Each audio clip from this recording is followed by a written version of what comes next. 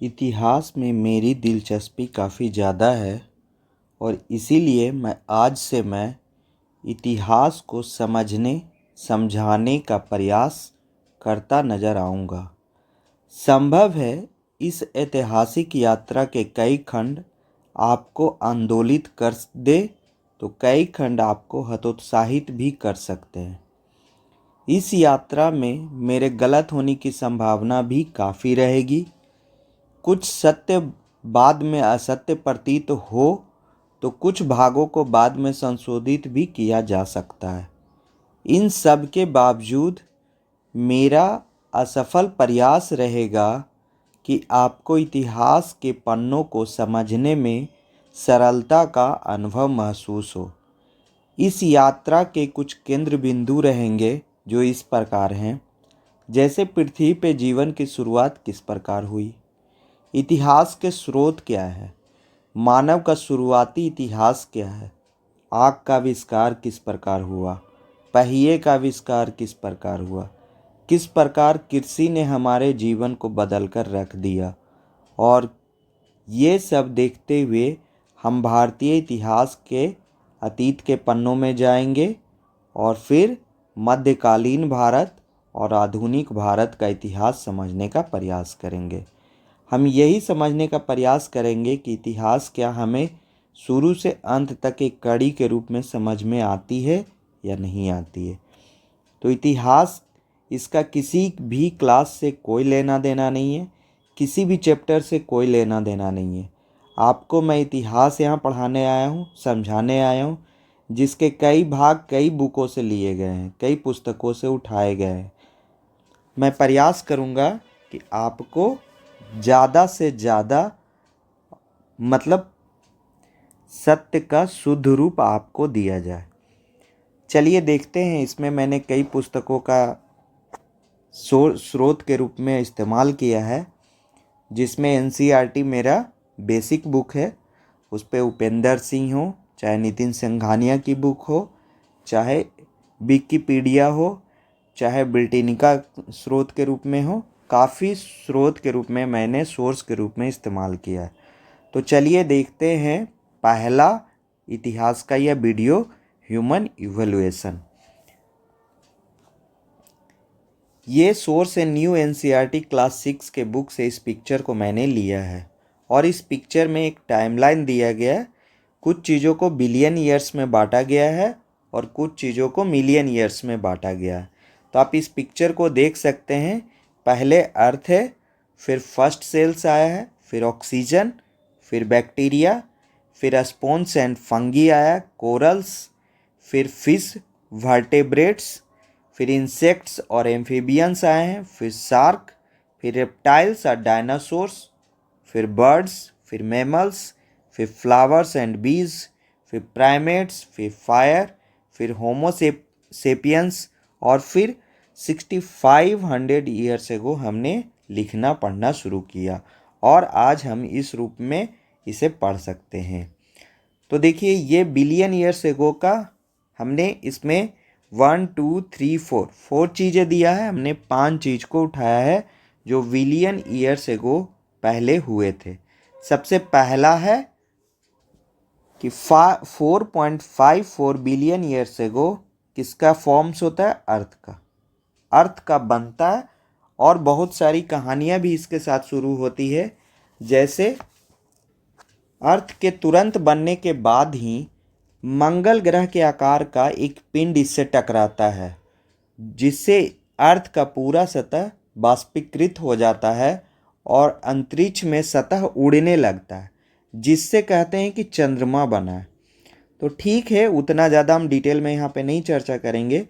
हम कहेंगे कि 4.54 बिलियन ईयर्स एगो अर्थ का फॉर्मेशन हुआ। 4.4 बिलियन ईयर्स एगो वाटर आया, लेकिन यह सबसे ज़्यादा रहस्यमयी है। इसकी उत्पत्ति किस प्रकार हुई, इसमें एक रहस्य छुपा हुआ है। हो सकता है कि चट्टानों में हो सकता है कि पृथ्वी का जन्म ही गीला हुआ हो, या हो सकता है कि धूमकेतु और क्षुद्र ग्रहों से भी पानी की प्राप्ति हुई हो। 4.2 बिलियन ईयर्स एगो ओशियंस का फॉर्मेशन हो जाता है।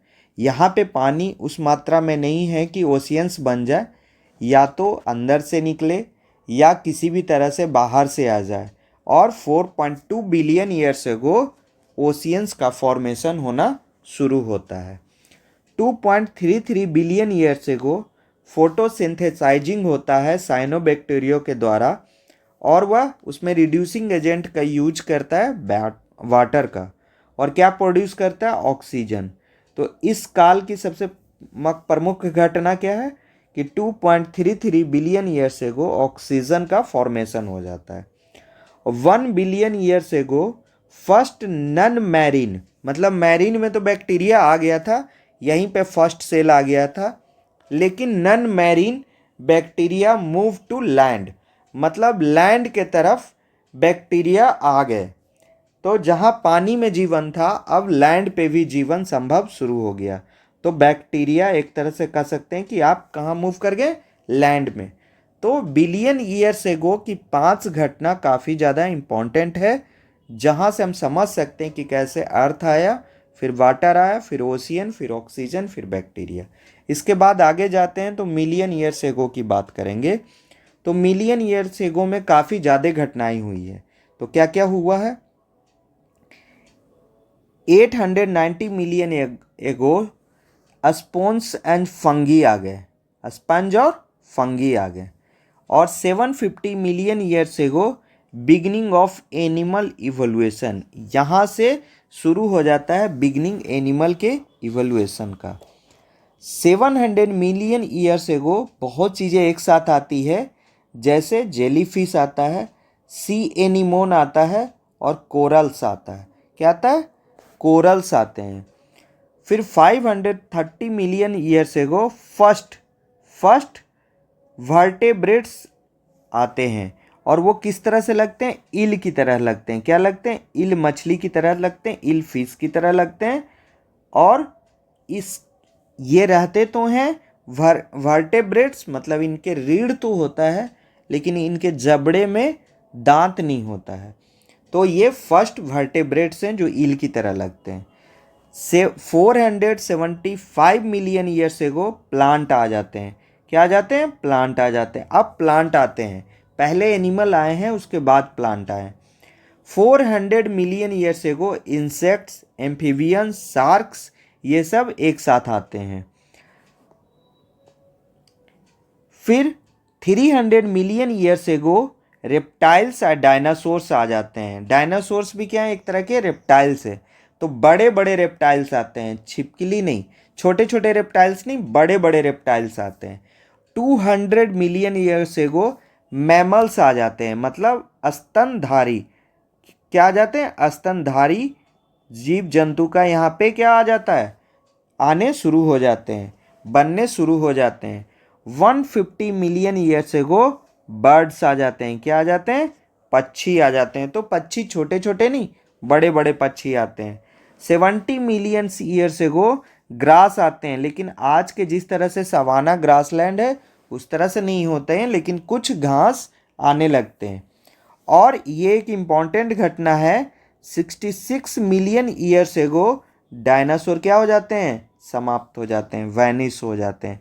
300 मिलियन ईयर्स एगो में डायनासोर आते हैं, और उनका लगभग 200 मिलियन ईयर्स एगो तक वे शासन करते हैं, और उसके बाद वे ख़त्म हो जाते हैं। 200 से 235 मिलियन ईयर्स एगो तक वे रहते हैं, और उसके बाद खुद ही समाप्त हो जाते हैं। शायद उल्का पिंड गिरा हो, चाहे खुद ही आपस में लड़ लिए हों, रीजन जो भी हो, वो बायोलॉजी का पार्ट और ज्योग्राफी का पार्ट हो जाता है। लेकिन हिस्ट्री में स्टार्ट करने के लिए एक टाइमलाइन पता होना चाहिए कि किस तरह से हम लोग आए हैं।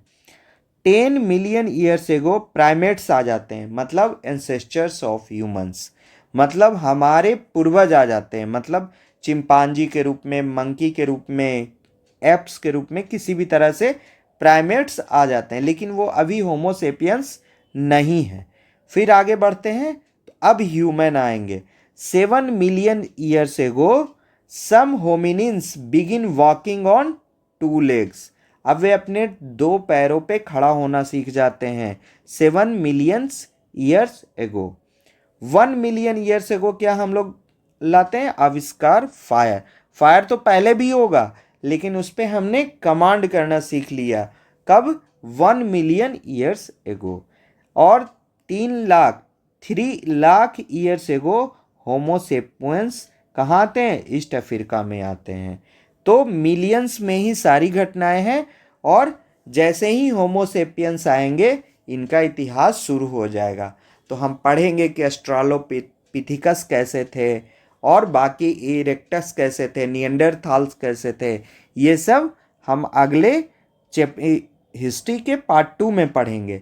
तो जो अभी तक पढ़े हैं उसको और पिक्टोरियल फॉर्म में देखने का प्रयास करते हैं। तो देखिए, बिलियंस ईयर से को 5 घटना होती है। अर्थ आता है, फिर वाटर, फिर ओशियन, फिर ऑक्सीजन, फिर बैक्टीरिया। तो ये है बिलियन ईयर से को 5 चीज़ों का आना। अर्थ, वाटर, ओशियन, ऑक्सीजन और बैक्टीरिया। ये 5 को एक दूसरे के बाद आते हैं। और मिलियन ईयर्स एगो में क्या है? बहुत सारी घटनाएं घटती है। जैसे 890 में स्पॉन्स और फंगी आते हैं। 750 में अजीब तरह के एनिमल्स आने लगते हैं। 700 में जेलीफिश और कोरल्स आ जाते हैं। 530 मिलियन ईयर्स एगो वर्टेब्रेट्स आ जाते हैं, जिनके मुंह में क्या होता है? दांत नहीं होता है।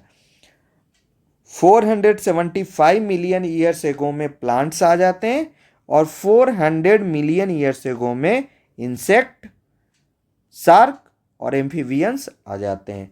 और 300 मिलियन ईयर्स एगो में इस तरह के रेप्टाइल्स आने शुरू हो जाते हैं, और डायनासोर आते हैं। फिर आगे चलते हैं तो 200 मिलियन ईयर्स एगो में मैमल्स आ जाते हैं, और 150 मिलियन ईयर्स एगो में बर्ड्स आ जाते हैं। फिर 130 मिलियन ईयर्स एगो में फ्लावर्स और बीज आते हैं, और 70 मिलियन ईयर्स एगो में ग्रास आ जाते हैं, और 60 मिलियन ईयर्स एगो में डायनासोर क्या हो जाते हैं? समाप्त हो जाते हैं, नहीं रहते हैं, ख़त्म हो जाते हैं।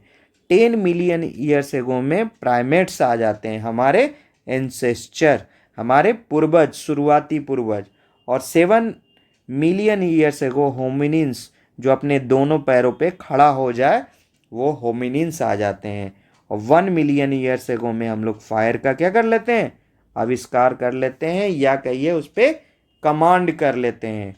और फिर 3 लाख ईयर्स एगो होमोसेपियंस आ जाते हैं। तो अगला हिस्ट्री का पार्ट 2 क्या होगा? होमोसेपियंस के बारे में, बहुत इंटरेस्टिंग कहानी के साथ।